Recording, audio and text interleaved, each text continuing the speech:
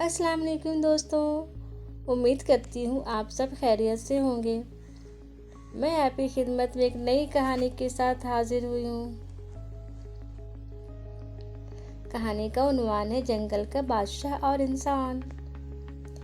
ये बहुत ही पुराने वक्त की बात है जब जंगल वाकई में जंगल हुआ करते थे, घने और खामोश, खौफनाक, और शेर वाकई में उनके बादशाह हुआ करते थे। अफ्रीका के एक घने और सुनसान जंगल में एक बहुत ही ताकतवर और तन्हा शेर रहता था। उसका नाम जरदार था।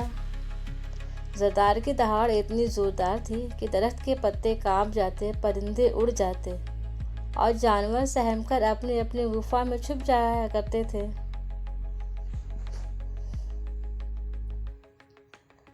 उसी जंगल के एक किनारे पे एक छोटा सा गांव था जहाँ के लोग बहुत ही मेहनती और गरीब थे। मेहनत मजदूरी करके अपना पेट पालते। और उसी गांव में एक शिकारी भी रहता था जिसका नाम विक्रांत था। लेकिन विक्रांत आम शिकारियों जैसा बिल्कुल भी ना था। वो जानवरों को मारने में नहीं बल्कि बचाने का हुनर रखता था।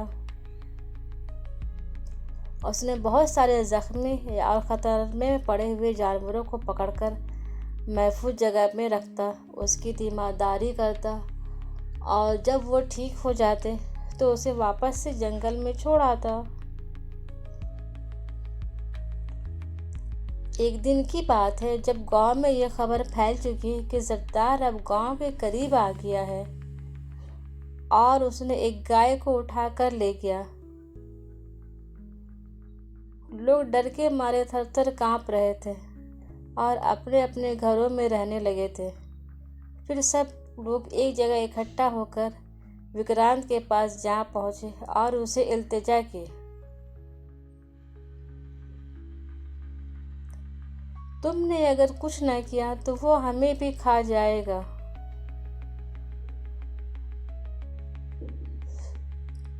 हम सब तुम्हारे पास अपनी अर्जी और सिफारिश लेकर के आए हैं। तुम जाओ, जा करके उसे मार डालो, क्योंकि अगर वो जिंदा रहा तो हम में से कोई भी जिंदा रह ना सकेगा। फिर ये गांव नहीं बल्कि सुनसान एक शमशान बन जाएगा। विक्रांत बहुत देर खामोश रहा, क्योंकि विक्रांत जो है वो एक अच्छा शिकारी था। वो जानवरों को मारने में नहीं बल्कि बचाने का हुनर रखता था।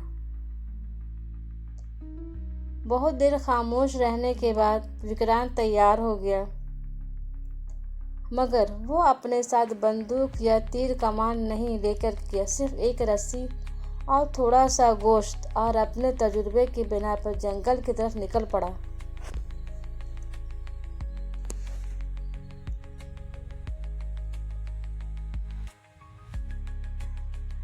घने जंगल में कई घंटे भटकने के बाद एक गहरी और अंधेरी गार के सामने विक्रांत जा बैठा। उसने सोचा कि थोड़ी देर आराम करके फिर मैं शेर को ढूंढने के लिए निकलूंगा। अभी उसे थोड़ी ही देर गुजरे थे, एक गार के सामने बैठे हुए उसी गार में से एक धीमी धीमी गर्राहट सुनाई दे रही थी।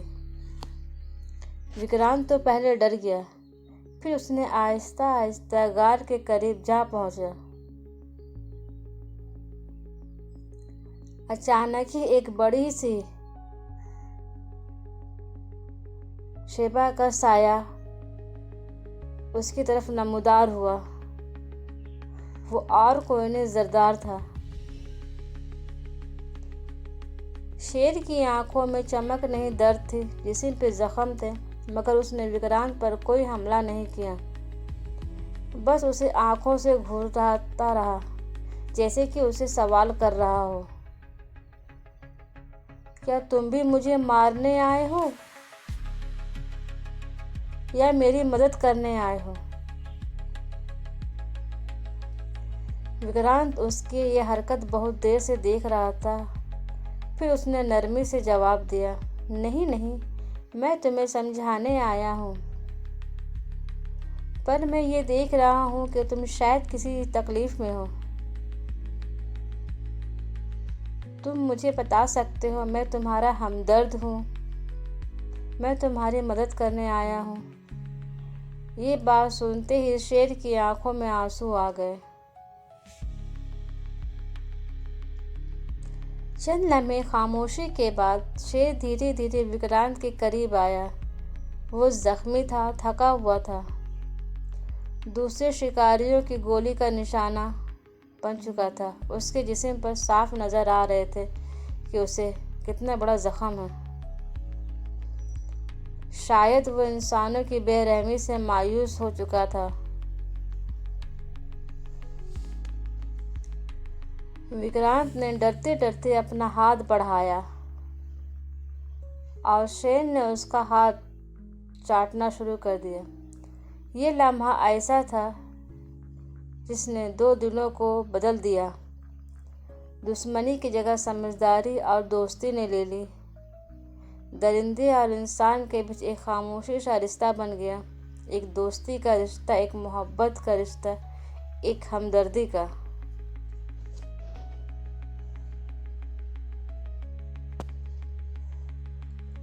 अगले कई दिनों तक विक्रांत रोज आता, शेर का जख्म साफ करता, उसकी मरहम पट्टी करता, उसे प्यार से अपने हाथ से खाना खिलाता और कभी कभी बैठकर घंटों उससे बातें करता। शेर खामोशी रहता क्योंकि वो बोल नहीं सकता था, फिर भी वो विक्रांत की सारी बातें खामोशी से सुनता रहता। उसके दिल से दरिंदगी मिट चुकी थी और इंसानियत और मोहब्बत ने जगह बना ली। एक दिन की बात है, जंगल में कुछ शिकारियों का गिरोह दाखिल हुआ।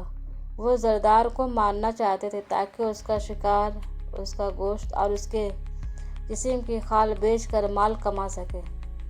विक्रांत ने उन्हें बहुत समझाने की कोशिश की, मगर वो मानने को तैयार ही नहीं थे। बात इस कदर बढ़ गई कि विक्रांत को शिकारियों ने गोली मारने का सोचा। जैसे ही एक शिकारी ने बंदूक से गोली चले, जरदार गुस्से से दहाड़ा और विक्रांत के आगे आकर खड़ा हो गया। गोली शेर को लगी, मगर वो डटा रहा। उसने अपनी आखिरी सांस तक विक्रांत को बचाया। शिकारी भाग गए और जंगल एक बार फिर खामोश हो गया। विक्रांत ने शेर का सर अपनी गोद में रखा। जरदार की सांसें धीमी हो चुकी थी और आंखों से एक आखिरी आंसू निकला और फिर वो हमेशा के लिए सो गया। उस दिन इंसान ने सीखा, अगर शेर को समझने की कोशिश की जाए तो वो दुश्मन नहीं, दोस्त बन सकता है। विक्रांत ने उसकी जगह एक यादगार बनाई जिस पे लिखा था, ये वो शेर था जो इंसानों से दोस्ती कर गया। लोग आज भी वहां आते, शेर के मुजस्समे के सामने सर झुकाते और अपने बच्चों को बताते, दरिंदा वो नहीं होता जिसके पंजे होते हैं, दरिंदा वो होता है जो दूसरों की बात ना सुने, ना समझे और सिर्फ अपने ही कहा जाए। उम्मीद करती हूँ कि आपको मेरी ये कहानी पसंद आई होगी। इस कहानी का दूसरा हिस्सा इंशाअल्लाह मैं बहुत जल्द आपकी खिदमत में लेकर के हाजिर होंगी। अगर आपको मेरी कहानी पसंद आए तो इसे लाइक और सब्सक्राइब और कमेंट ज़रूर करें। तब तक के लिए अल्लाह हाफिज़।